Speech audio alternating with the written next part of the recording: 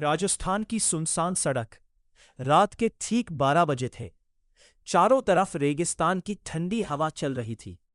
दूर दूर तक कोई गाड़ी नहीं थी।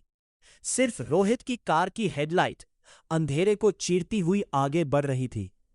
अचानक सड़क किनारे सफेद कपड़ों में एक युवती दिखाई दी। उसने हाथ उठाकर लिफ्ट मांगी।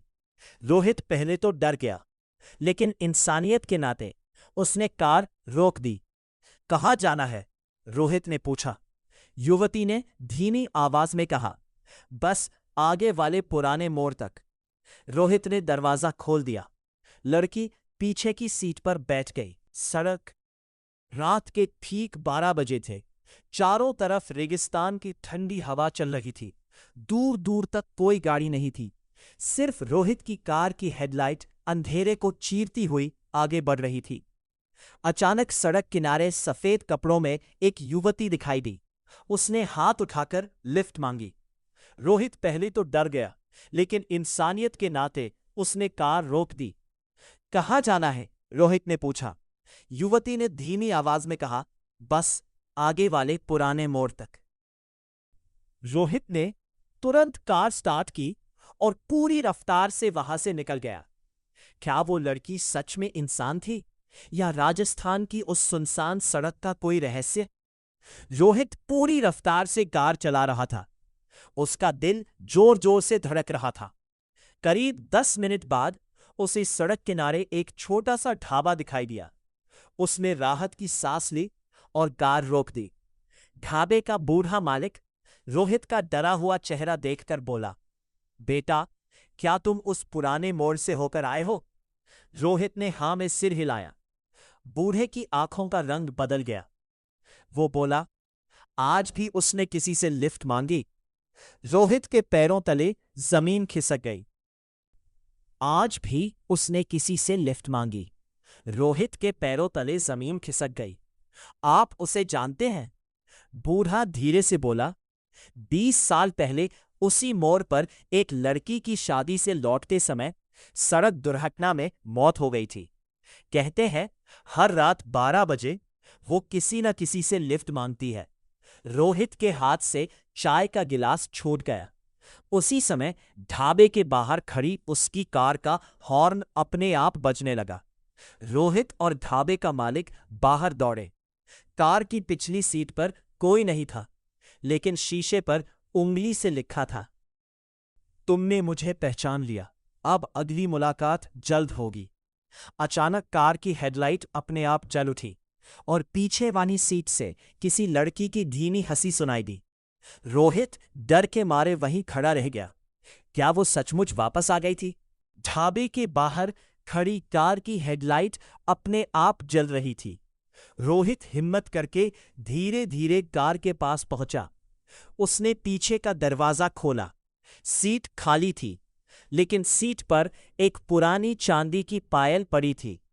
ढाबे का बूढ़ा उसे देखते ही कांप उठा। वह बोला, इसे मत छूना, यह उसी लड़की की पायल है। जो भी इसे अपने साथ ले गया वह कभी वापस नहीं आया। रोहित ने डर के मारे पायल वहां ही छोड़ दी।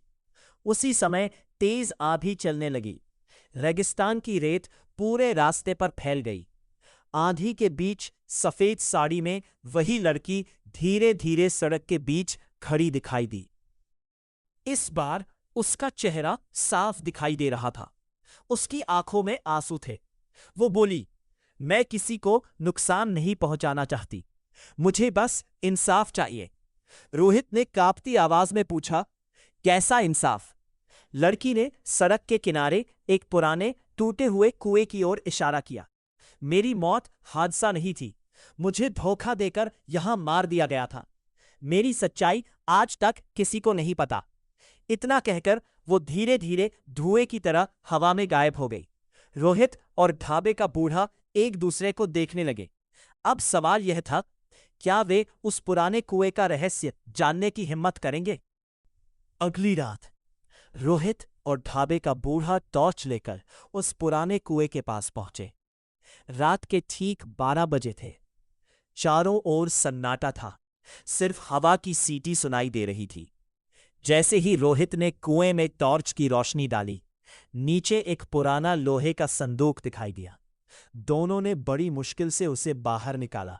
संदूक खोलते ही उसमें एक पुरानी डायरी, कुछ तस्वीरें और एक चांदी का मंगलसूत्र मिला। डायरी में लिखा था, अगर किसी को ये डायरी मिले तो सच सबके सामने लाना। मुझे मेरे अपने लोगों ने लालच में मार दिया। रोहित के रोंगटे खड़े हो गए। अचानक पीछे से वही लड़की दिखाई दी। इस बार उसके चेहरे पर डर नहीं बल्कि दर्द था। वो बोली, अब सच दुनिया तक पहुंचा दो, तभी मेरी आत्मा को शांति मिलेगी। इतने में जमीन जोर से कांपने लगी। कुएं के आसपास की रेत धंसने लगी। रोहित ने डायरी उठाई और बूढ़े का हाथ पकड़कर भागा। दोनों जैसे तैसे बाहर निकले। पीछे मुड़कर देखा, सफेद साड़ी वाली लड़की हल्की सी मुस्कुराई, फिर चांदी में धीरे धीरे धुंध बनकर गायब हो गई। लेकिन उसी समय सड़क के दूसरी ओर एक काली परछाई खड़ी थी। उसकी लाल चमकती आंखें रोहित को घूर रही थीं। ढाबे का बूढ़ा कांपती आवाज में बोला, बेटा, असली कहानी अब शुरू हुई है। वो लड़की नहीं, यह परछाई सबसे बड़ा रहस्य है।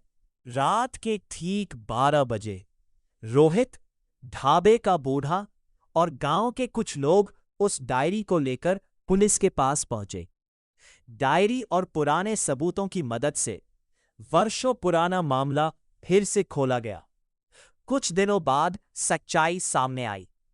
लड़की की मौत एक दुर्घटना नहीं थी, बल्कि लालच में की गई हत्या थी। दोषियों का सच आखिर दुनिया के सामने आ गया।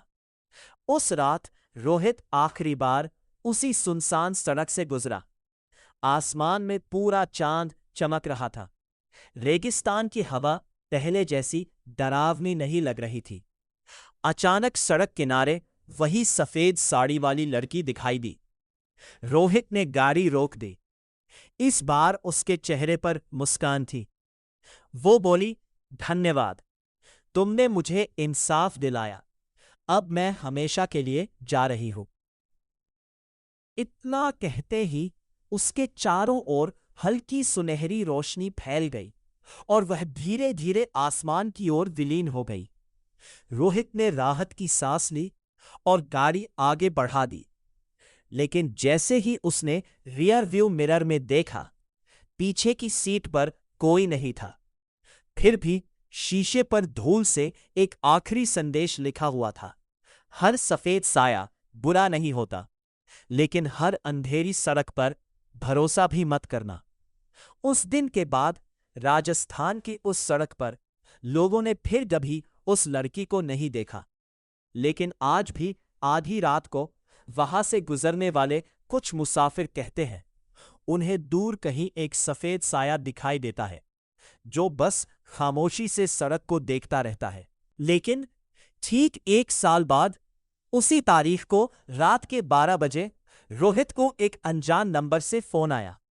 फोन उठाते ही दूसरी तरफ से सिर्फ हवा की आवाज सुनाई दी। फिर एक धीमी फुसफुसाहट आई, रोहित, वापस आओ। रोहित का खून जम गया। अगली रात वो हिम्मत करके उसी सुनसान सड़क पर पहुंचा। इस बार सड़क बिल्कुल खाली थी। अचानक उसकी कार अपने आप बंद हो गई।